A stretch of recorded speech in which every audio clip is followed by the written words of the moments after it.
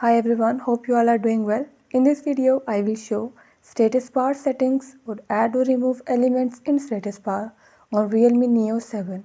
Before starting this video, please press the bell icon or do subscribe this channel. Let's start our video without wasting any time.